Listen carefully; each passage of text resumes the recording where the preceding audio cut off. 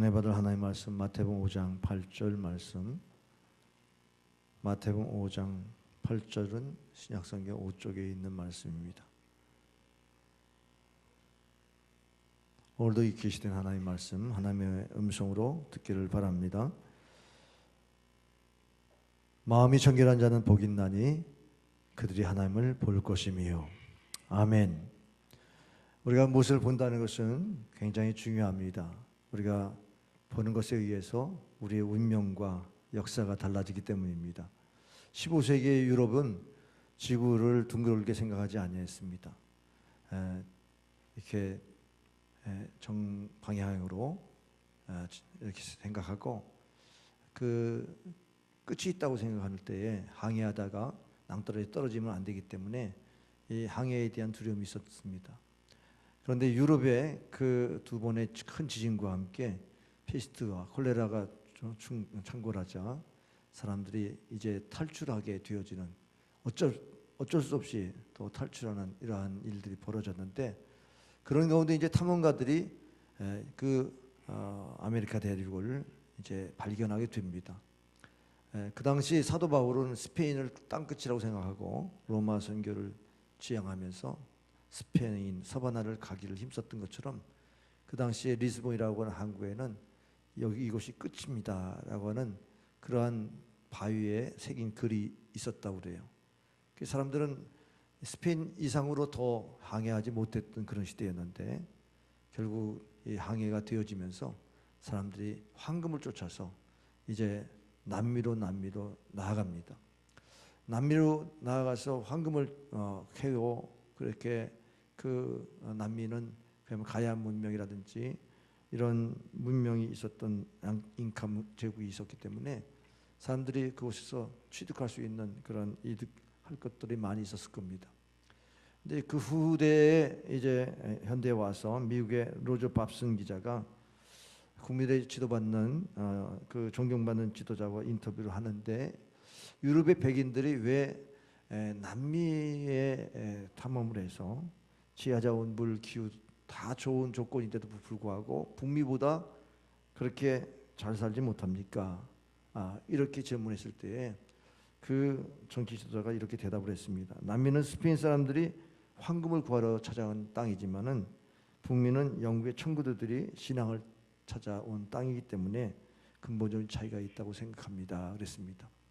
그 북미 대륙을 발견한 크리스토퍼 콜럼버스가 그가 황금을 쫓아서 물론 탐험을 했었는데, 어느 날 어머니가 자기 이름을 크리스토퍼 콜럼버스라고 하는 이름을 지어줬는데, 그 크리스토퍼라고 하는 이 단어는 그리스도를 마음에 둔 사람이라는 뜻을 갖고 있어요.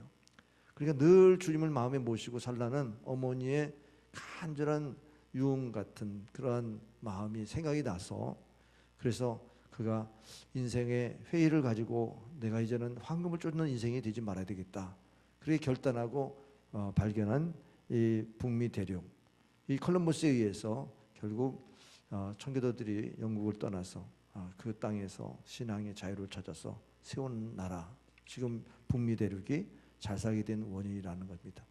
무엇을 보았느냐, 무엇을 본 거에 따라서 우리 생각이 결정되고, 우리가 믿음의 정의를 할 때는 믿음은 바라는 것들이 실상이요 보지 못하는 것 증거라고 있는데, 그런 바라봄이라고 하는 것들이 생겨날 때에 그 본 것의 열매가 우리 인생과 역사를 바꾼다는 진리를 발견할 수가 있습니다.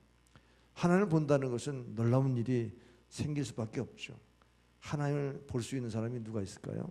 성경에 보니까 모세가 하나님을 친구처럼 이야기하며 대면한 자, 이렇게 그의 삶을 규정합니다. 어느 날 모세가 출애굽기 32장에서 그 십계명을 가지고 내려오는데, 그 시내산 기슭에서 금송아지를 우상 숭배하는 이런 사건이 벌어지자 십계명의 돌비를 던져서 깨뜨려 버립니다. 하나님의 그 분한 분노를 대리했다고 해서 하나님 기뻐하셨지만은, 그러나 하나님은 실망하셨어요. 목이 얻은 백성들은 이제 더 이상 가나안 땅으로 하나님이 동행하지 않겠다, 그렇게 모세에게 말하자 출애굽기 33장에서 대화하는 장면이 나와요. 하나님이 가나안 땅에 들어가지 않는다면, 같이 함께 동행하지 않는다면 그 땅에 가는 것이 무슨 의미가 있습니까? 하나님이 안 가시면 저도 안 가겠습니다. 이런 기도를 하는 겁니다. 그랬더니 하나님이 손을 들고 그래 내가 가겠다. 그러면 하나님이 가신다고 하면 저에게 하나님의 모습을 보여주십시오. 그런 사인을 구합니다. 그랬을 때 그래 그럼 내가 반석 위에 서라. 내가 지나갈 텐데 그러나 뒷모습만 보리라. 그러면서 하나님을 보게 하셨던 사건이 있었습니다. 하나님을 대면했던 모세, 그는 그 후에 가나안 땅 정복에 나설 때에 하나님과 동행했던 것은 물론이거니와 모세는 위대한 그러한 참으로 하나님의 사람으로 쓰임받을 수가 있었다는 것입니다. 하나님을 본 사람은 그 순간 마음이 청결한 상태에서 본 거지 사람이 마음이 원래 청결하고 깨끗한 것은 아니었습니다. 우리가 팔복을 보면 마음이 가난한 자가 복이 있다.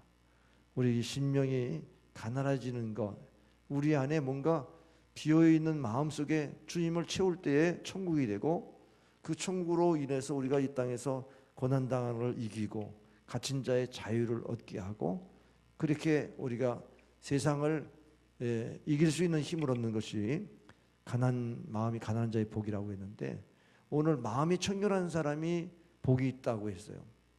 우리가 마음이라고 하는 것이 원래 청결합니까? 원래 아담을 하나님께서 피조하실 때는 마음이 청결해서 하나님과 함께 대화할 수 있는 존재로 그렇게 영적 존재로 세우셨는데 이 아담이 타락한 후에 우리 인간은 부패가 되었습니다. 마음이 오염이 돼가지고 추악하게 됐죠. 그래서 예수님도 인간의 마음의 악함을 마가복음 7장 20절에서 지적합니다. 또 이르시되 사람에게서 나오는 그것이 사람을 더럽게 하느니라. 속에서 곧 사람의 마음에서 나오는 것을 악한 생각 곧 음란과 도둑질과 살인과 간음과 탄압과 악독과 속임과 음탕과 질투와 비방과 교만과 우매함이니 이 모든 악한 것이 다 속에서 나와서 사람을 더럽게 하느니라 그랬습니다. 이게 바로 원죄인 것입니다. 우리 속에서 나오는 것, 이것이 인간의 본성이라는 사실을 지적하고 있습니다.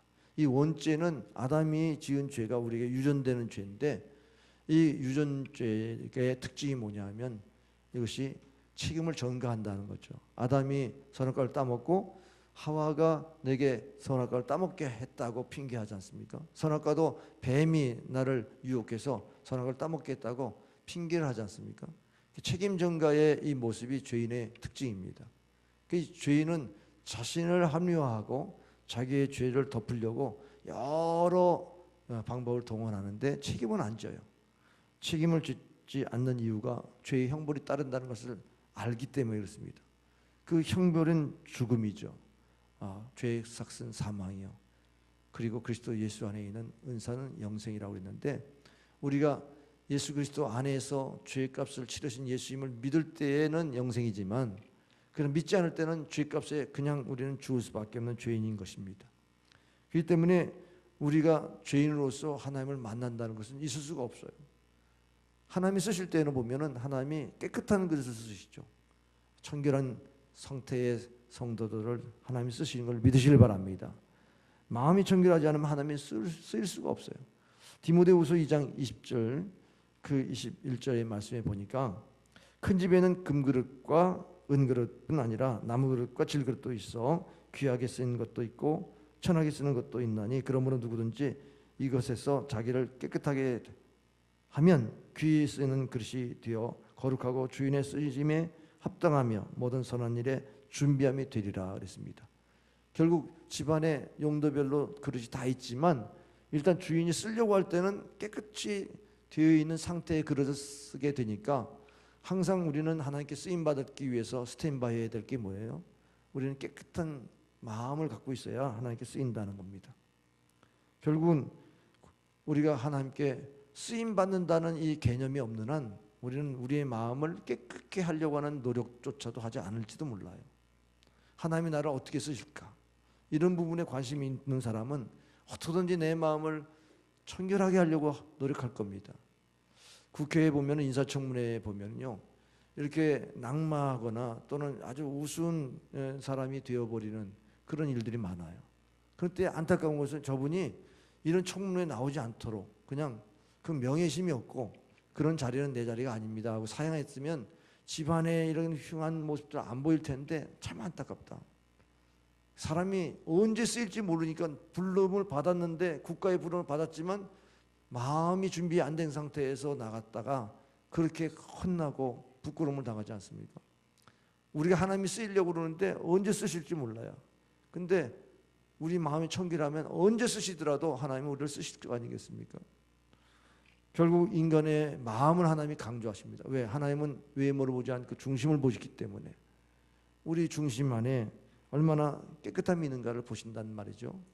그래서 에레미야 17장 9절에 보면은 만물보다 거짓되고 심히 부패한 것은 사람의 마음이라 누가 능히 이를 알려마는 나 여호와는 피부를 시험하고 심장을 살피느니라 그랬습니다.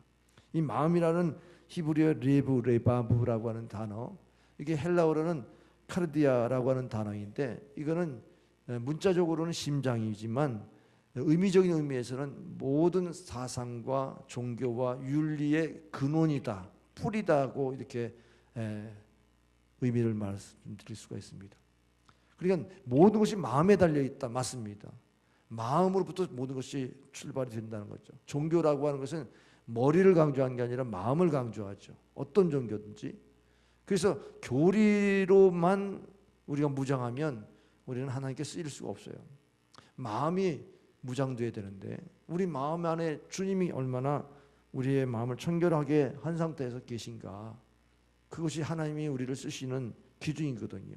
바리새인들이 참으로 그는 율법을 지키려고 애를 썼어요. 외적으로만 어떻게 보이느냐, 마음보다도 겉에 행위에 대한 것을 더 추구하고 살았던 바리새인들에게는 하나님이 오히려 화이트진저하면서 그들을 진노하고 책망하지 않았습니까? 우리가 대개는 외적인 것에 윤리적이고 도덕적이고 행위를 고쳐나가면서 사람들이 착하게 살라고 말합니다. 예수 믿는 사람이 잘 믿는다, 그것은 착하게 사는 게 예수를 잘 믿는 게 아닙니다. 우리가 착하다는 기준도 우리가 이런 사회적인 기준도 있고 보편적으로 우리의 윤리 도덕적인 개인의 기준이 있단 말이죠. 어느 정도가 착한 기준입니까? 말썽 부리지 말고 부모 말씀 잘 듣고 학교에서 모범생이고, 근데 그 마음을 들여다보니까 원죄가 있어요. 거의 원죄는 참 뜯어보면은 그 인간이 그러면서 아주 화날 징격이에요. 그 속에 얼마나 죄성이 가득한지 몰라요. 그럼 우리가 착하다고 하는 기준이 얼마나 허망한 건지 모르죠. 우리 예수 믿지 않는 사람들이 더 윤리적이고 도덕적인데 우리 예수 믿는 사람보다 더 하나님께 쓰임받을 수 없는 이유가 있습니다. 그래서 그 안에 생명이 없기 때문이에요. 생명이 없다는 건 아들이 있는 자에게는 생명이 있고 하나님의 아들이 있는 자에게는 생명이 있는데, 하나님의 아들이 없다는 얘기는 그 마음이 청결할 수 있는 기회가 없잖아요. 예수님이 우리의 주인 되셔서 하나님이 우리의 죄를 대신 담당하시도록 예수님을 통해서 우리의 죄를 씻어주시는 그 예수님이 우리 안에 없으면 우리는 죄를 이길 수 있는 생명력이 없어요. 하나님께 쓰임받을 수도 없고. 그러니까 우리가 윤리도덕적으로 착하게 산다는 게 우리 신앙생활의 기준이 된다는 것은 이것은 속는 겁니다. 우리가 자녀들을 보면서 얘는 착하다 모범생이다, 그렇지 않습니다. 그 속에 마음이 중요하죠. 마음. 우리는 마음을 보지 못하고 겉만 보지 않습니까? 여러분, 돈이 인생에 큰 문제가 되죠. 여러분 어려울 때 돈만 있으면 되는데, 여러분 돈이 어떻게 돼요? 돈이 있으면 없을 때보다 가난한 사람보다 더 부패되고 더 참 인간으로 비참한 죄를 짓죠. 권력이 없어가지고 빽하고 죽는다고 서러울 때에 우리가 과거에 그런 얘기 했는데, 빽이 많으면은 출세는 할지 몰라도 그 빽 갖고 사람을 우습게 여기잖아요. 그 권력의 힘이 얼마나 대단하면 사람을 여기지 않을 정도로, 사람이요 무지해서 늘 당한다, 똑똑해야 된다. 얼마나 똑똑해야 됩니까? 자기 꾀 자기가 넘어가지 않습니까? 더 사기칠 수 있는 가능성이 많잖아요. 머리가 똑똑한 사람이 모든 걸 다 안다 그러면 그걸 가지고 선악과를 따먹어 보세요. 하나님처럼 되려고 그렇게 되어지는 죄를 범한단 말이죠. 그러니까 우리가 짓는 이 사회적인 죄, 개인적인 죄, 국가적인 죄, 모든 죄의 근원이 인간의 마음에 있습니다.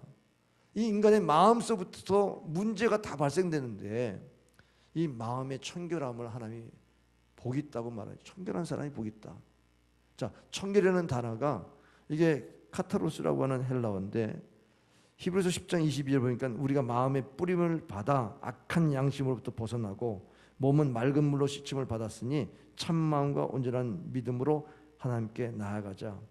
결국 이 몸에 맑은 물로 씻어주는 것처럼 양심이 깨끗해지는 상태, 마음에 참으로 깨끗해진 상태에서 하나님을 참으로 믿고 한 마음으로 하나님께 나아갈 수 있는 상태, 이 카타리조라고 하는 이 단어인데, 이것이 더러운 것을 씻는다는 그런 의미도 있는데, 사실은 결과적으로 씻겨졌기 때문에 깨끗해졌다는 거예요.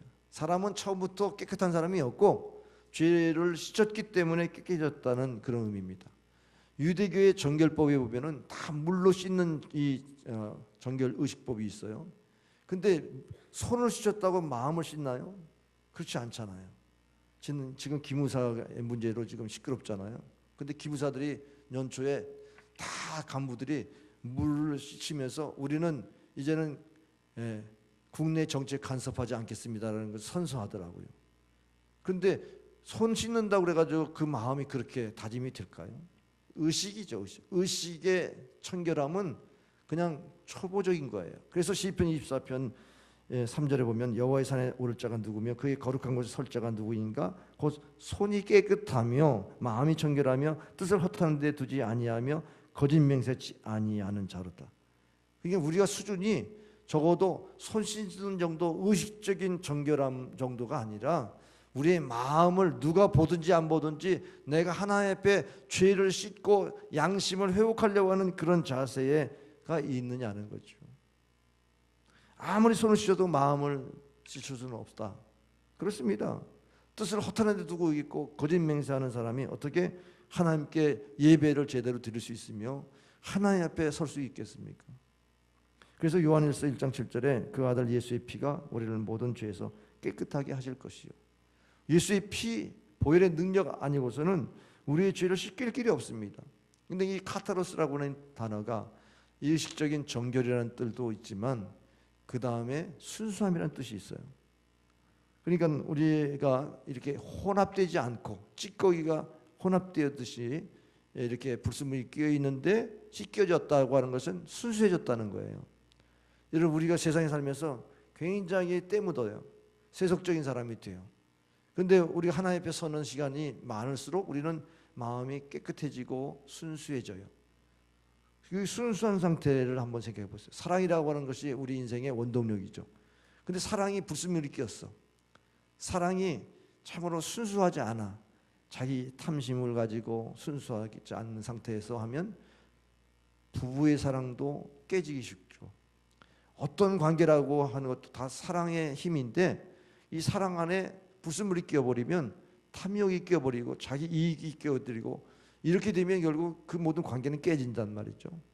우리 인생의 모든 관계에 필요한 것이 순수함이거든요. 투명함이잖아요. 근데 이 진실함이 이 사회에 있습니까? 진실이 존중됩니까? 우리 개인이 이 진실을 추구하지 못하는 이유가 사회가 진실을 추구하지 않기 때문에 그래요. 그러나 우리가 하나님 앞에 쓰임받는다고 하는 이 믿음의 사람들은 어떻게든지 순수함으로 하나님께 서야 되지 않겠습니까? 외적인 순결은 내가 수양해서 깨끗해질 수 있지만, 의식적으로 깨끗해질 수 있는 그런 종교적인 행동을 할 수 있지만, 마음의 깨끗함은 원죄가 있는데 어떻게 내가 의식적으로 씻는다고 해서 원죄가 씻어집니까? 결국 우리의 원죄는 예수의 보혈만이 씻을 수 있는 줄 믿으시길 바랍니다. 바리새인들이 회칠한 무덤이라고 예수님 그렇게 정죄하셨는데, 무덤이 있는데 시체가 썩고 있잖아요. 근데 거기다 회를 칠한다고 해서 겉보기는 그래도 깨끗해 보이지만 그 속에 썩는 냄새를 가릴 수는 없지 않습니까? 우리 속에 원죄가 있어가지고 이 썩는 이 죄성을 갖고 있으면서 겉으로 포장해봐야 죄인임 틀림없지요. 그 죄인을 하나님이 쓰시겠습니까? 그래서 우리는 마음의 내적인 선결을 추구해야 됩니다. 그것이 주님의 마음이에요. 레위기 20장 26절에 너희는 나에게 거룩할지어다. 이는 나 여호와가 거룩하고 내가 또 너희를 나의 소유로 삼으려고 너희를 만민 중에서 구별하였습니다. 하나님이 구별되게 하신 것은 우리를 거룩하게 하기 위함이라는 것입니다. 데살로니가전서 4장 3절에 하나님의 뜻은 이것이 너희의 거룩함이니라. 내가 거룩하니 너희가 거룩할지어다. 왜 하나님이 우리에게 거룩을 요구하세요? 하나님이 우리를 쓰시려고, 너는 내 것이다, 하나님이 택하셨으니 하나님이 쓰시려고 그렇게 거룩을 요구하시는데, 우리가 거룩할 재주가 있어요? 거룩할 힘이 없잖아요. 그래서 예수의 피 외에는 거룩함을 유지할 수가 없고, 예수님의 대속의 피를 믿음으로 우리는 거룩해진 줄 믿으시길 바랍니다.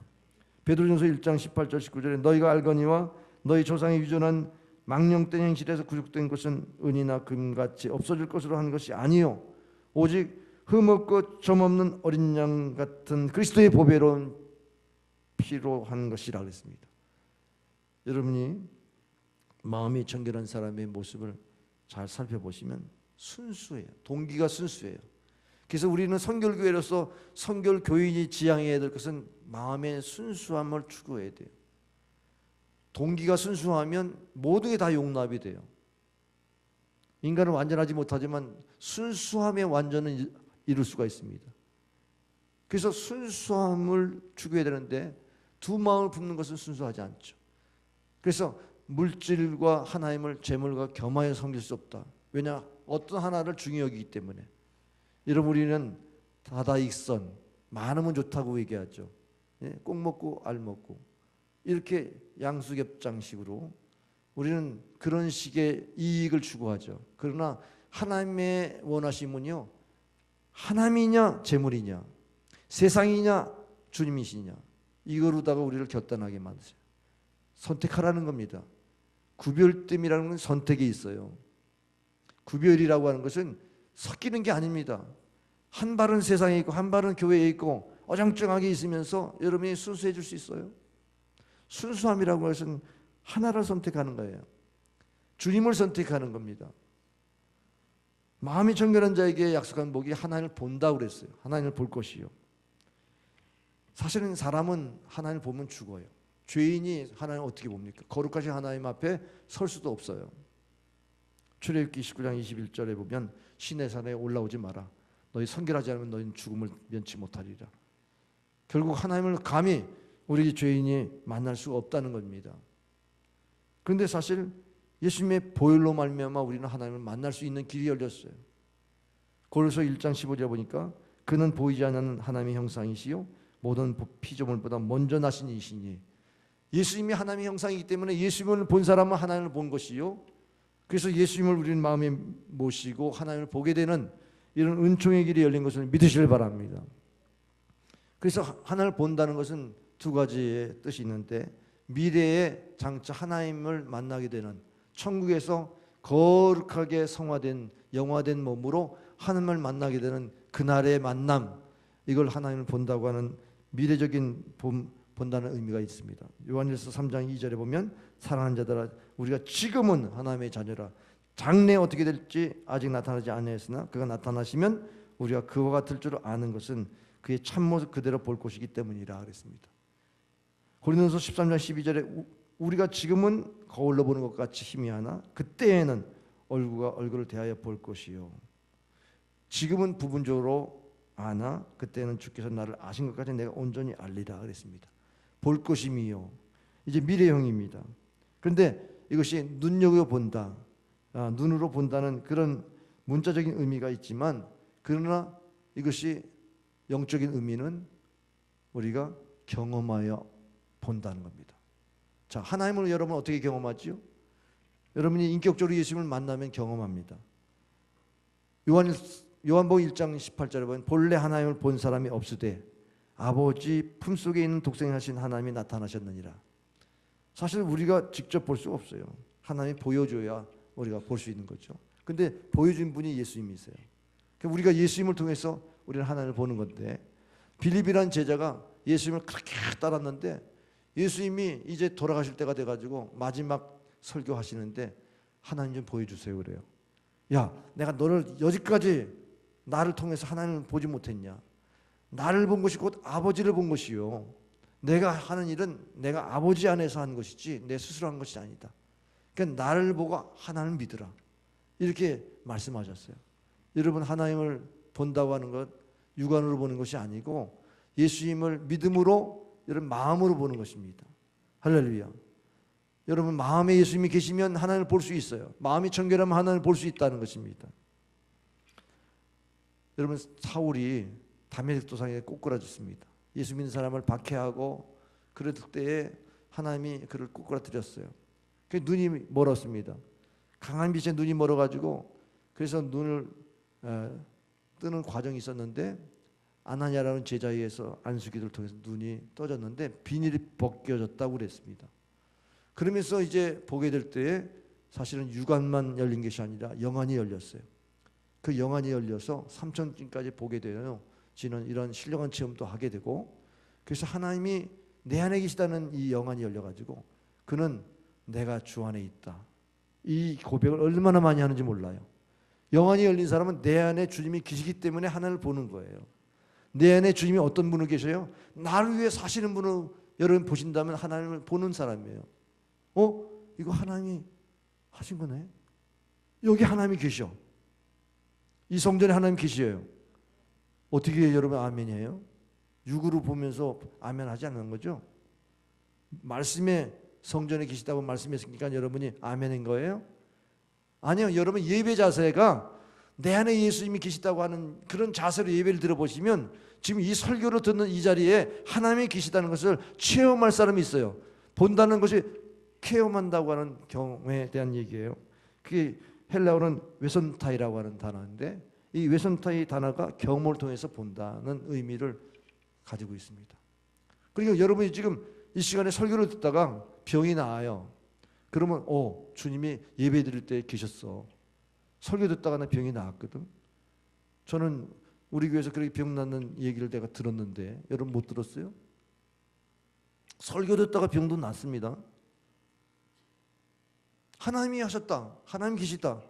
이거는 하나님 본다는 것은 체험을 통해서 보는 거예요. 근데 체험이라고 하는 게 내 안에 주님이 계시다는 이 분명한 신앙 고백. 내가 그리스도와 함께 죽었나니 이제는 내가 사는 내 안에 그리스도가 사시는 것이요. 내가 그리스도와 함께 죽었다고 하는 이 고백을 하는 사람들은 영안이 열리게 돼 있어요. 하나님이 나를 통해서 일하시는 것을 경험합니다. 하나님이 우리 주변의 환경 속에서 일하시는 걸 경험하게 됩니다. 역사를 주관하시는 분이 하나님인 것도 경험하게 됩니다. 그렇기 때문에 하나님을 볼 수 있는 그러한 은혜가 여러분에게 있기를 바랍니다. 그러면 우리가 어떻게 청결해져야 되냐? 이제는 과제가 내가 어떻게 하면 마음이 청결할까? 하나님을 보고 싶은데 이 마음이 청결한 게 과제잖아요. 첫째는 회개해야 되는 겁니다. 원죄가 우리 안에 있다고 그랬어요. 그래서 요한일서 1장 8절에 너희가 죄 없다 하면 스스로 속이는 자요 진리가 너희 속에 있지 아니함이라 그랬어요. 자기 자신이 원죄가 없다. 내 속에 이런 아주 불의한 것, 탐욕, 음란, 음탕, 간음, 수근수근됨, 누구를 멸시, 증오 이런 마음이 여러분에 없다? 그럼 스스로 속이는 사람이에요.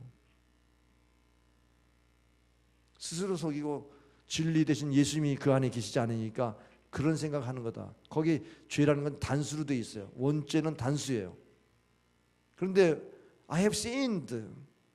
그건 뭐냐면 내가 죄를 범죄했다면 8절, 10절에 보면 내가 범죄하지 아니하였다면 내가 범죄하지 아니하였다면 하나님을 거짓말쟁이로 만드는 것이고 내가 내 안에 말씀이 없다는 것을 증명한 것이죠. 여러분이 하나님의 말씀을 기준으로 해서 보면 죄가 드러나죠. 십계명 속에서 하라. 근데 안 했으면 죄죠. 하지 말라 하면 죄죠. 근데 십계명 모를 때는 내가 안 해도 누가 뭐래. 그 죄라고 누가 얘기해도 뭐가 그게 죄냐. 이렇게 불신앙으로 말하면 죄 없다고 스스로 속이는 거 아니겠어요? 그게 원죄를 모르는 거죠. 그 죄를 졌는데 죄를 진 거를 어디 가서 용서를 빌어요? 그냥 죄 지은 거 가지고 살죠. 법정에 가가지고 법에서 해결받지 않는 한 나는 죄의 심판을 늘 머리에 이고 사는 거예요. 내가 죄에 대해서 고백도 안 하니까 용서받을 대로 가지 않으니까 결국 죄인으로 살다가 그 죄값을 죽게 돼 있다는 거죠. 그래서 너희가 만일 죄를 자백하면 하나님 이쁘시고 의로워서 죄를 사하시고 모든 불에서 우리를 깨끗게 하실 것이요. 그래서 회개가 중요한 거예요. 회개라고 하는 것은 죄를 자백하는 건데 누가 시켜서 하는 게 아니라 스스로 고백하는 거 아니에요? 스스로 고백하는 것이 왜 중요하냐? 너 죄졌지 그러면은 더 죄 없다고 막 대들어요. 이게 인간의 본성이죠. 그래서 스스로 회개할 때까지 하나님도 참으시고 또 우리가 관계 속에서 저 사람 죄를 고백하게 만들어야 되겠다고 해서 막 법으로 걸고 막 그래도 그 사람 빠져나갈 구멍 다 찾고 변호사 찾아가지고 어떻게든지 그 빠져나가려고 그러잖아요. 그 스스로 회개하는 건요, 이게 성령의 역사지 스스로 회개가 가능합니까? 그런데 회개만 하면 어떻게 돼요? 죄를 씻어주실 뿐만 아니라 모든 불의에서 깨끗게 하신다는 말은 우리가 환경 속에서 불의한 짓을 범하잖아요. 우리 안에 죄도 씻어야 되지만 우리 환경이 자꾸 죄를 짓게 만들어요. 그럼 내가 죄질 대로 안 가게 돼요. 회개한 사람은, 깨끗한 사람은 죄질 때 안 가게 돼요. 죄인의 그 자리에 앉지 않게 돼요. 불의한 자리에 안 가게 되는 이런 보호하심이 있다고요. 그럼 우리가 정말 깨끗해지는 그런 사람으로서 온전히 설 수 있죠. 근데 이렇게 대부분 가지 못하는 이유가 바로 화평함이 없어서 그래요. 하나님께는 회개를 했는데 사람에게는 사화하지 않았어요.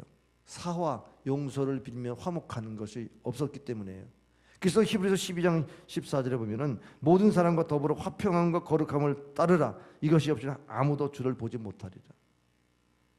모든 불에서 깨끗해졌으니까 내가 자유해졌잖아요. 그러면 미안해, 나 잘못했어 말할 수 있잖아요.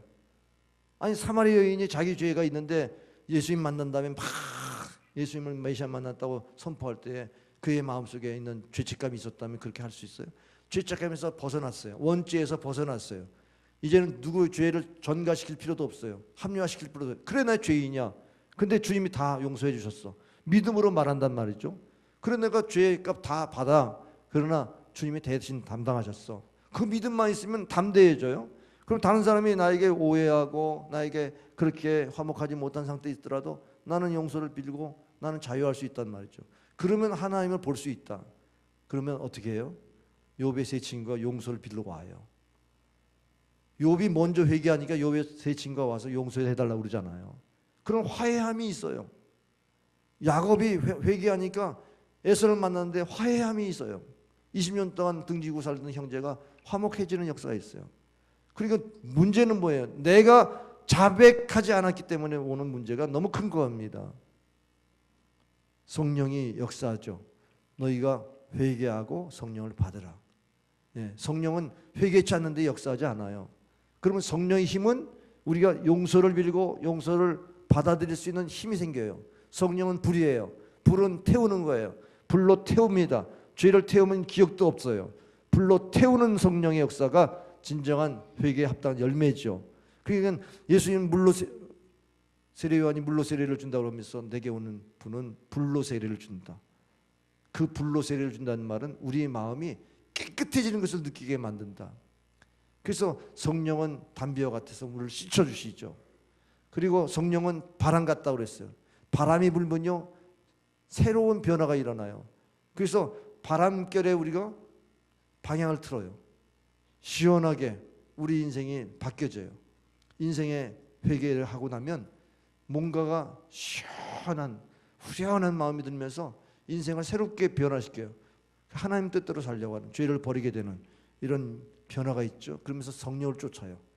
그래서 갈라디아서 5장 16절에 내가 이르노니 너희는 성령을 쫓아 행하라. 그리하면 육체의 욕심을 이루지 아니하리라. 그래서 결국은 거룩해지는 겁니다. 성령 충만이 여기서 오는 거예요. 성령을 의지하는 사람이에요. 물 떠난 고기가 죽을 수밖에 없는 것처럼 성령 떠난 신자는 죄를 버릴 수가 없어요. 여러분 후회만 하죠. 말로는 용서를 빌죠. 그러나 하나님을 볼 수 없기 때문에 하나님을 두려워서라도 죄를 못 짓는데 하나님을 두렵게 보지 못하니까 죄를 짓는 거죠. 그래서 깨끗한 심령이 못 되는 거예요. 여러분 한번 찬송하기 259장 PPT 띄워주지 마시고 여러분 직접 찬송가를 찾아보세요. 259장.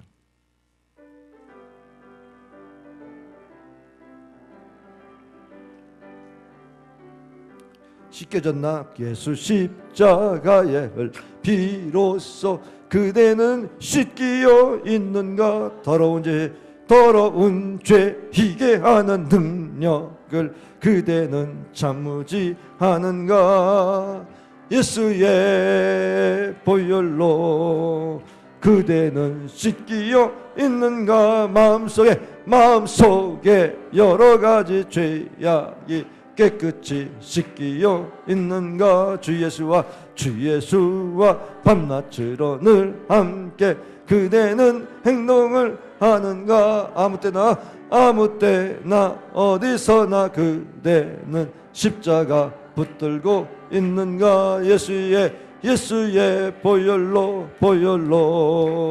그대는 씻기어 있는가. 마음속에 여러 가지 죄악이 깨끗이 씻기어 있는가. 주님 예수 다시 올 때 그대는 영접할 예복이 있는가. 그대 몸은 거룩한 곳 천국에 들어갈 준비가 됐는가. 예수의 보혈로 그대는 씻기어 있는가.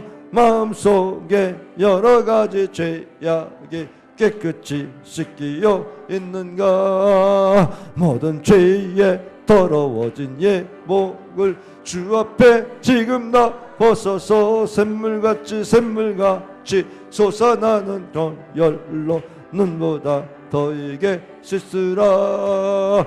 예수의 보혈로 그대는 씻기어 있는가. 마음속에 여러 가지 죄악이 깨끗이 씻기어 있는가. 예수의 가슴에 손을 얹고 보혈로 그대는 씻기어 있는가. 마음속에 여러 가지 죄악을 그대는 씻기어 있는가. 한번 회개하는 시간을 갖겠습니다. 여러분 안에 죄가 있음을 인정하시고요, 그리고 그걸 씻어주시다고 예수님의 보혈을 의지하고 기도하는데 왜 이렇게 회개에 합당한 열매를 맺지 못할까? 하나님께 용서를 받은 것 물론이지만 사람과 화평하지 못한 것 때문에 하나님을 볼 수가 없어서 끊지 못하는 겁니다. 이 시간 하나님과의 관계뿐만 아니라 사람과의 관계에서 내 속에 있는 죄성으로 말미암아 깨진 것들을 회개하고 청결한 마음을 주옵소서. 기도하겠습니다. 아버지 하나님 우리의 마음을 깨끗게 하여 주옵소서. 우리의 죄악을 깨끗이 씻어 주옵소서. 주님이 나의 주가 되셔서 피 뿌려 주시고 피 흘려 주신 예수님의 보혈로 우리를 정결케 씻어 주시고, 아버지 하나님 볼 수 있도록, 하나님께 쓰임 받을 수 있도록 다시 한번 거룩한 백성 되게 하여 주시옵소서. 마음의 거룩함으로 회개에 합당한 열매로 성령이여 이 시간 임하여 주시어서 죄를 씻어 주시옵소서. 죄를 깨끗이 씻어 주옵소서. 청결한 마음을 주시어서 주님, 이것이 나의 의가 아니요 성령의 불로 깨끗이 씻어 주시고 태워 주시고 기억지 아니하시고 다시는 아버지 기억나지 않게 하시는 깨끗함으로 역사해 주시어서 화평함과 거룩함으로 이제는 삶으로 인해서 하나님 볼 수 있게 하여 주옵소서. 이 시간도 함께 주시옵기를 원합니다. 정결한 마음을 주시기 원하고 예수님의 이름으로 기도합니다. 예수의 피로 우리를 정결케 씻어준 줄 믿고 감사하며 예수님의 이름으로 기도합나이다. 아멘. 우리 안에 끊임없이 이런 회개를 할 수 있는 아주 여러분이 놓치지 말아야 될 부분이 뭐냐면 외식입니다. 외식, 부정함. 마태복음 23장 27절에 화이트 진저 외식하는 서기관들과 바리새인들이여 회칠한 무덤같이 겉으로는 아름답게 보이나 그 안에는 죽은 사람의 뼈와 모든 더러운 것이 가득하도다. 우리가 교회 생활하면서 성도들에게 이렇게 아름답게 보이려고 하는, 겉으로 성도답게 보이려고 하는 게 있어요. 근데 우리 안에 더럽고 추한 죄가 있어요. 근데 이게 씻으려고 하지 아니하면 이게 외식이 하는 거예요. 겉으로만 거룩해 보이는 거죠. 속에는 탐욕과 죄악이 가득하면서. 그러면 여러분이 이 성령의 터치를 받으면 마음이 괴로워야 정상이에요. 양심이 살아있는 사람은 그게 괴로워야 돼요. 겉과 속이 다르면 이중적인 마음을 가지면 이중인간이 되면 안 되니까, 표리부동하면 겉과 속이 다르면 내 스스로가 무너지잖아요. 내가 양심을 지키고 도덕적인 사람으로 살아야 되는데 그게 안 되니까 무너지잖아요. 근데 그 무너짐을 가만 놔두고 사는 사람이 어디 있어요? 포장해서 더 외식하든지 아니면 깨끗함으로 가든지 두 방향 중에 한 방향을 택할 거 아니겠어요? 근데 우리 성도들은 어떻게든지 정결하게 씻어서 회개하고 깨끗함을 추구해야 되지 않겠습니까? 외식하는 걸 그대로 놔두고 있으면은 그 사탄이 우는 사자를 삼켜버립니다. 그 영혼을 삼켜버려요. 그래서 우리는 내면에 이 괴로움들이 있어야 됩니다. 사도 바울이 가장 도덕적인 그런 삶을 살았죠. 율법주의자니까. 근데 그 안에는 예수님을 만난 후에는 너무너무 고통스러워서 오라 나는 공고한 저라다. 이 사망의 몸에서 누가 나를 건져내려요.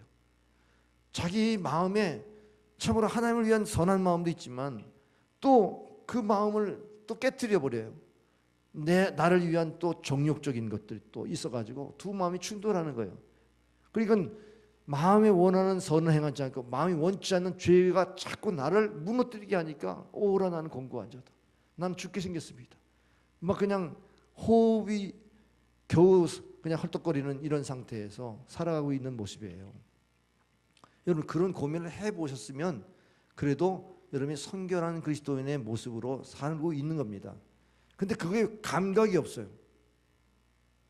그럼 여러분 안에 예수님이 계신지 잘 모를 거예요. 또 성령이 역사하시는지도 잘 모를 겁니다. 성령이 역사하는데 회개케 하는 성령이지, 성령이 거룩한 영인데 성령 추구하는 사람이 그 거룩을 회개함으로 거룩함을 추구하지 않고도 그냥 성령 충만 할 수 있나요?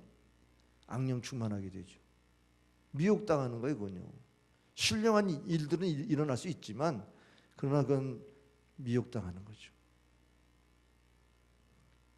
그래서 사도 바울이 두 법과 싸울 때 승리하는 법을 붙잡은 거예요.